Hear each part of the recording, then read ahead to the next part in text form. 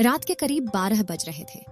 चंद्रयान 3 के इंजन चालू करते ही रात में करीब 30 मिनट तक इंजन को चालू रखा गया और फिर चंद्रयान 3 ने वो कर दिखाया जिसको देखकर दुनिया भर के स्पेस एजेंसी भी हैरान रह गई।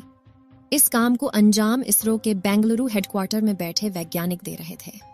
लेकिन अब आपके दिमाग में यह सवाल आ रहा होगा कि आखिर इसरो को रात में ही चंद्रयान 3 के इंजन को चालू क्यों करना पड़ा, और इसके बारे में इसरो ने रात में ही ट्वीट करके जानकारी भेज दी। अभी चंद्रयान 3 बहुत तेज रफ्तार से पृथ्वी से चंद्रमा की ओर बढ़ रहा है। दोस्तों, जब से चंद्रयान 3 पृथ्वी से अपनी मंजिल को निकला है, तब से लोगों के मन में सवाल आ रहा है, आखिर कब चांद पर जाकर चंद्रयान मुसाफिर जानकारी और तस्वीरें भेजने वाला है।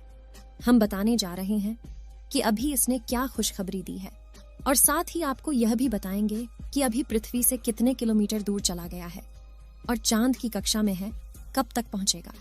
चलिए दोस्तों, इस वीडियो में आपको पूरा डिटेल में इसके बारे में जानकारी देते हैं। दोस्तों, इस बात को आप जानते हैं कि चंद्रयान 3 को 14 जुलाई के दिन इसरो का रॉकेट पृथ्वी से लेकर निकला था। इस रॉकेट का काम इसे केवल पृथ्वी की कक्षा में पहुंचाना था। उसके बाद इस रॉकेट का मलबा नीचे गिर गया, जो तभी से लेकर अब तक पृथ्वी की कक्षा में ही राउंड राउंड चक्कर लगा रहा है। 15 जुलाई के दिन ही इसने पृथ्वी के चारों ओर पहला राउंड पूरा किया था।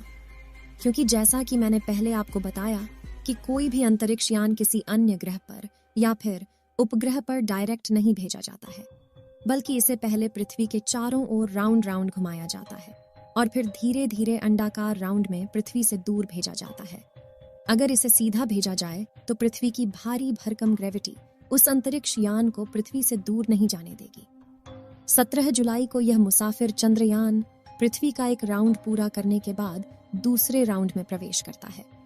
उसमें भी वैज्ञानिक इसके इंजन चालू करके इसे दूसरे राउंड में डाल देते हैं। इसके एक दिन बाद यह अगले राउंड में यानी तीसरे राउंड में प्रवेश कर जाता है। 20 जुलाई का दिन वैज्ञानिकों के लिए बहुत खास होता है, क्योंकि इस दिन भी वैज्ञानिक इसके इंजन को चालू करके चौथी कक्षा में इसे डाल देते हैं। यहाँ तक यह मशीन वैज्ञानिकों के प्लान के मुताबिक बिल्कुल सही काम कर रही है। फिर 25 जुलाई के दिन यह पृथ्वी के 5वें राउंड में पहुंच जाता है। अब यह पृथ्वी का लास्ट राउंड था। 25 जुलाई के बाद वैज्ञानिकों का इंतजार था 1 अगस्त का। यह इंतजार भी खत्म हो गया। 14 तारीख से लेकर 31 जुलाई तक चंद्रयान 3 ने पृथ्वी के चारों ओर पूरे 5 राउंड कर लिए थे।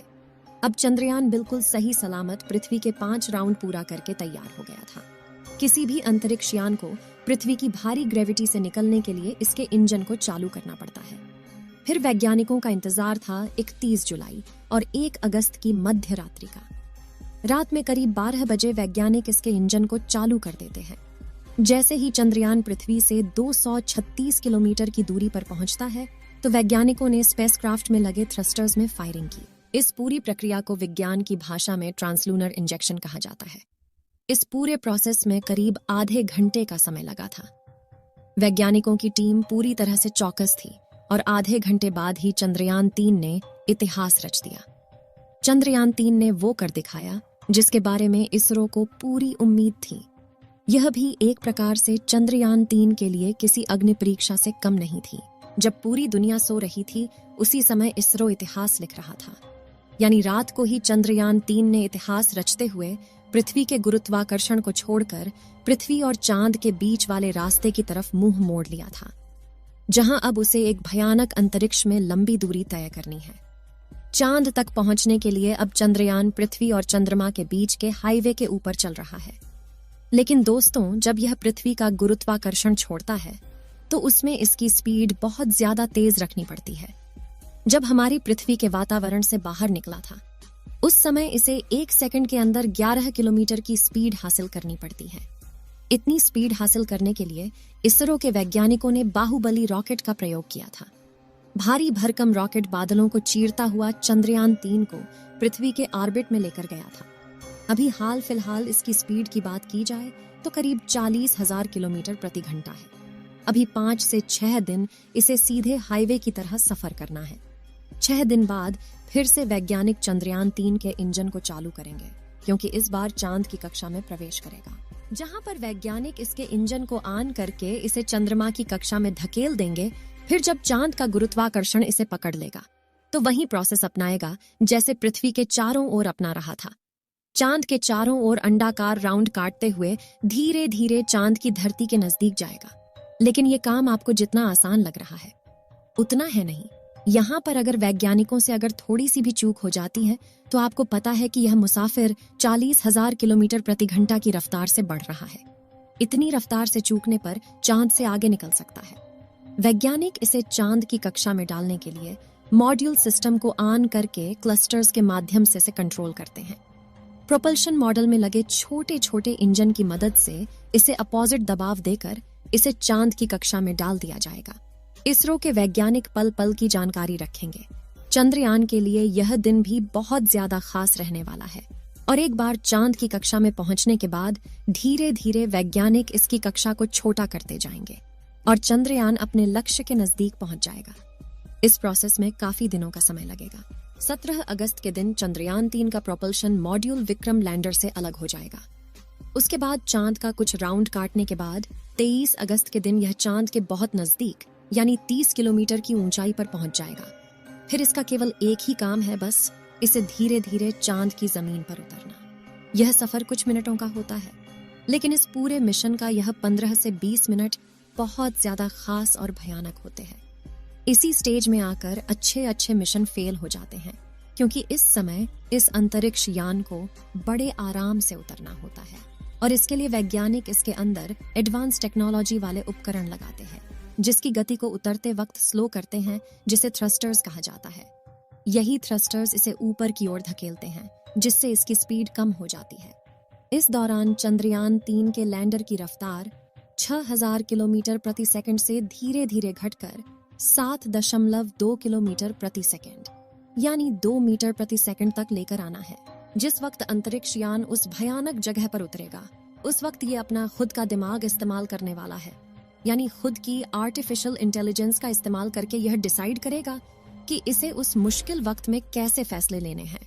इसरो के इसी तकनीक की दुनिया दीवानी हो गई। ये एडवांस तकनीक इसके अंदर लगे होने की वजह से वैज्ञानिकों को इतनी ज्यादा टेंशन नहीं है, क्योंकि रोबोटिक माइंड मुश्किल परिस्थिति में बिल्कुल भी विचलित नहीं होने वाला। इसरो के वैज्ञानिकों ने यह तकनीक इसलिए लगाई क्योंकि वहां पर सेकंड का खेल होता है। अगर उसे पृथ्वी पर बैठकर कमांड देंगे तो कमांड को पहुंचने में टाइम लग जाता है। इतने टाइम में तो चंद्रयान के साथ कुछ भी हो सकता है। इसलिए जब चंद्रमा पर लैंडिंग करेगा तो खुद के बलबुद्धि पर ही लैंडिंग करेगा, और एक बार सही से लैंडिंग कर गया तो इंडिया का नाम पूरी दुनिया में हो जाएगा। चांद पर उतरने के बाद तो यह बिल्कुल भी देरी नहीं करेगा चांद के उस अंधेरी दुनिया के राज खोलने में। जब चांद के भयानक गड्ढों की पहली बार तस्वीर दुनिया के सामने आएगी तो पूरी दुनिया के वैज्ञानिक भी अचंभित रहने वाले हैं, क्योंकि करोड़ों साल से ये गड्ढे वीरान पड़े हैं। अगर पृथ्वी पर इस प्रकार के गड्ढे कई सालों से वीरान पड़े होते तो उनके अंदर तो कई प्रकार के जीव जंतु जाकर अपना बसेरा बना लेते। लेकिन चंद्रमा पर आखिर उन भयानक गड्ढों के अंदर क्या है, ये सवाल वैज्ञानिकों को अब बहुत परेशान कर रहा है। इसका जवाब हमें सटीक रूप से चंद्रयान 3 का रोवर ही वहां जाकर देने वाला है। इस रोवर को चांद की उस उबड़ खाबड़ जमीन पर चलने में भी परेशानी आने वाली है। इसके लिए इसके अंदर कई प्रकार के सेंसर लगे हुए हैं, जो पहले ही उसको बता देंगे कि कहां पर गड्ढा है और कहां पर बड़ा पत्थर है। रोवर आने वाले इन मुसीबतों से सचेत हो जाएगा। हालांकि पहले से ही वैज्ञानिकों ने इसके लक्ष्य को सेट कर रखा है कि इसको वहां जाकर सबसे पहले किस बात पर रिसर्च करना है, और इस बार वैज्ञानिकों ने खासकर इसके अंदर एडवांस उपकरण लगाए हैं ताकि किसी भी हालत में इसके साथ कोई अनहोनी घटना ना हो। वैज्ञानिकों ने 3-4 साल जी जान लगाकर मेहनत से चांद पर भेजा है। किसी भी दूसरी दुनिया में अंतरिक्ष यान भेजना कोई आसान काम नहीं है। इसके लिए सैकड़ों वैज्ञानिकों की रात दिन की मेहनत पीछे लगी होती है। कई अथक प्रयास किए जाते हैं और उसकी सैकड़ों टेस्टिंग होती है। उसके बाद ही उसे दूसरी दुनिया के लिए रवाना किया जाता है। दोस्तों, आशा करते हैं कि चंद्रयान 3 चांद की धरती पर सफलतापूर्वक उतर जाएगा और दूसरी दुनिया की रहस्यमयी जानकारियां पृथ्वी तक भेजेगा। इस वीडियो को एक लाइक जरूर करें और अपने मित्रों तक इस वीडियो को शेयर करें ताकि उन्हें भी जानकारी मिल सके, और अपने भरोसेमंद चैनल को सब्सक्राइब जरूर करें और बेल आइकन को ऑल पर सिलेक्ट करना बिल्कुल ना भूलें।